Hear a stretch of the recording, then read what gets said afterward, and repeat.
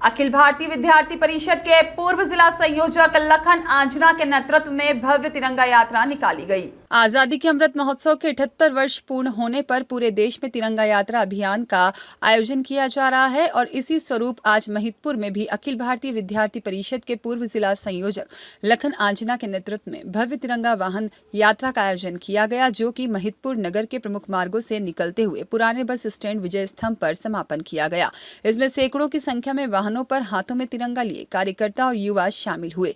देशभक्ति के गीतों के साथ डीजे की धुन पर भारत माता के जय जयकारों के साथ भव्य तिरंगा यात्रा निकाली गई। इसके बाद समापन स्वरूप पुरानी बस स्टैंड पर भारत माता की आरती कर समापन किया गया, जिसमें जिला पंचायत सदस्य प्रताप सिंह आर्य, जिला पंचायत सदस्य श्याम सिंह चौहान, भाजपा युवा मोर्चा के प्रदेश कोषाध्यक्ष जयंत राव गरुड़, साथ ही में महामंडलेश्वर नर्मदेश्वर महाराज शामिल हुए। महोत्सव चल रहा है। 77वां स्वतंत्रता दिवस भारत देश मनाने जा रहा है। जो स्वतंत्रता दिवस हम मनाते हैं, इसके लिए कितनी कुर्बानियां हमारे शहीदों ने दी है, तो एक ये शहीदों का संदेश घर घर तक जाए, इसके लिए हमने स्वतंत्रता दिवस पर के पूर्व एक दिन पहले ये यात्रा निकाली है, जिसमें हमारे छोटे से अनुरोध पर आदरणीय गुरु जी यहाँ पर पधारे हैं।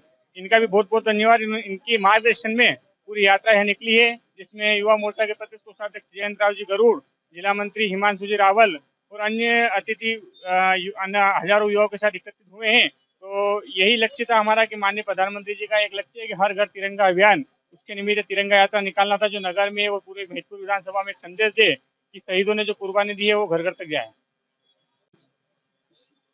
77 अमृत महोत्सव की हार्दिक हार्दिक शुभकामनाएं और समस्त देशवासियों को यही संदेश है कि अपने धर्म के प्रति जागरूक बने और हमारे जो महापुरुषों ने बलिदान दिए हैं उनको अपने हृदय में बसाकर और उनके नक्शे कदम पर हम आगे बढ़े, क्योंकि आज विकट परिस्थिति वही वापस आ रही है कि हमें जागना होगा और देश के लिए कुछ करके दिखाना होगा।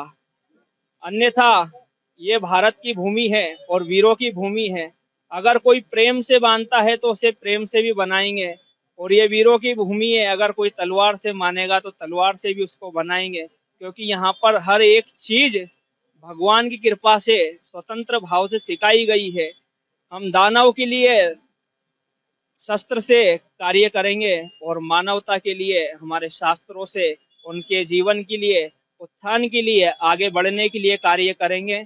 सभी लोगों के लिए यही संदेश है, अपने धर्म के प्रति जागरूक बने और अपने धर्म ग्रंथों को पढ़ना प्रारंभ करें, उनका अध्ययन करना प्रारंभ करें, क्योंकि आपको कोई भी आता है और धर्म ग्रंथों के प्रति बरगलाता है।